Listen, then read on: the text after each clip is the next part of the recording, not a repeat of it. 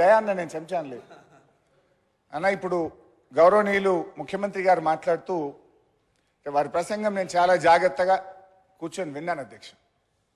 వారు ఇంకా ఈ రాష్ట్రానికి ముఖ్యమంత్రి అయినట్టుగా భావించడం లేదు.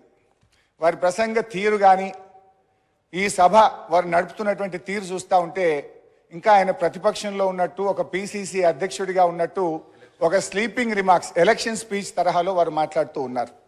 బాధ్యతాయుతంగా మాట్లాడతారేమో, వారు మారుతారేమోనని నేను భావించాను. కానీ వారి ప్రసంగం అంతా కూడా ఒక ప్రతిపక్షంలో ఆ రోజు ఎట్లయితే గోబల్స్ ప్రచారం చేస్తూ ఒక అబద్ధాన్ని 100 సార్లు చెప్తే నిజమైద్దన్న రీతిలో గతంలో వ్యవహరించారో, ఇవాళ సభా నాయకుడు కూడా అదే తీరును వారు ప్రదర్శించడం ఇది దురదృష్టకరం.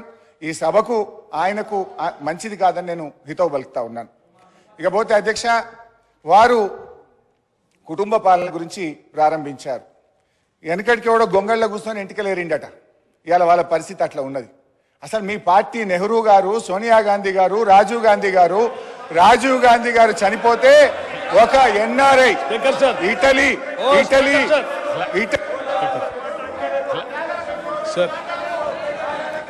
గౌరవ శాసనసభ్యులకు క్లారిఫికేషన్ మాత్రమే ఇవ్వండి. చర్చకు అవకాశం కలిగించకండి.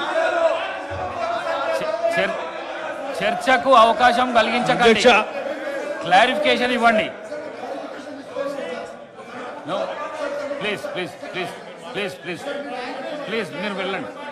Please take your seat. Please please please please please please please. అధ్యక్ష, క్లారిఫికేషన్ అంటే అధ్యక్ష క్లారిఫికేషన్ అంటే ధన్యవాదాలు చెప్పినటువంటి గౌరవ సభ్యులు వారు తృప్తి పడకపోతే తిరిగి మరి వారు ఏమన్నా 1-2 ప్రశ్నలు అడిగితే మళ్ళీ ఏమైనా సమాధానం చెప్పడానికి సభానాయకులు గారికి ఆలోచన ఉంటుంది. మాట్లాడింది ఏమి కేటీఆర్ గారు, హరీష్ రావు గారు లేచి నేను క్లారిఫికేషన్ అంటే ఎట్లా అధ్యక్ష?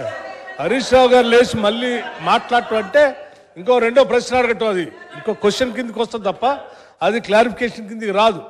క్లారిఫికేషన్ అంటే కేటీఆర్ గారే మాట్లాడాలి. దయచేసి పోనీ సభా వ్యవహారాల మంత్రి గారు సరే 1 నిమిషం హరీష్ రావు గారు మాట్లాడతారు క్లారిఫికేషన్ అని అడిగినప్పుడు వారు క్లారిఫికేషన్లోకి పోవాలి. కానీ జవహర్లాల్ నెహ్రూ గారి దగ్గర నుంచి చరిత్రలోకి వెళ్తే మేము చాలా విషయాలు మాట్లాడాల్సి ఉంటుంది. దయచేసి అది కరెక్ట్ కాదు. ఏదైనా ఉంటే కేటీఆర్ గారు క్లారిఫికేషన్ ఏమైనా ఉంటే 1-2 అడిగి ముగించవలసిందిగా కోరుతా ఉన్నాం.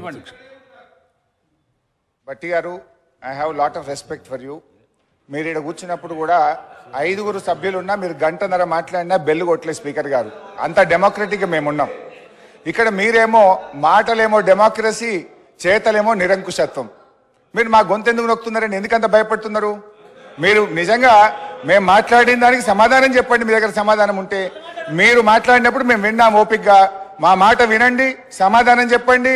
మీరు అన్నారు కదా రాత్రి 12 దాకా కూర్చుందాం, తొందర ఏమున్నది? Come on let us discuss. ఎందుకు భయపడుతున్నారు? గుమ్మడికాయ దొంగ అంటే భుజాలు తడుముకున్నట్టు నా గొంతు ఎందుకు నొక్కుతున్నారు? మైక్ ఎందుకు కట్ చేస్తున్నారు? Please please please bear with us. అధ్యక్ష, అసలు కుటుంబ నేపథ్యం కలిగిన పార్టీ కాంగ్రెస్ పార్టీ.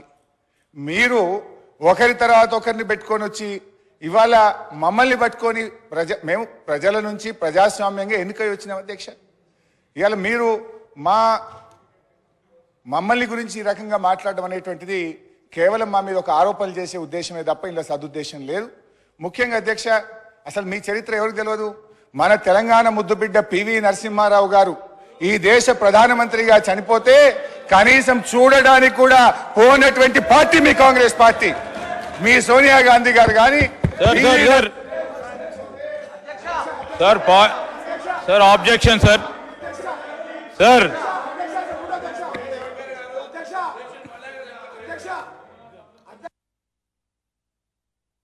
చర్చకు దారి తీయకండి, క్లారిఫికేషన్ అడగండి. మీరు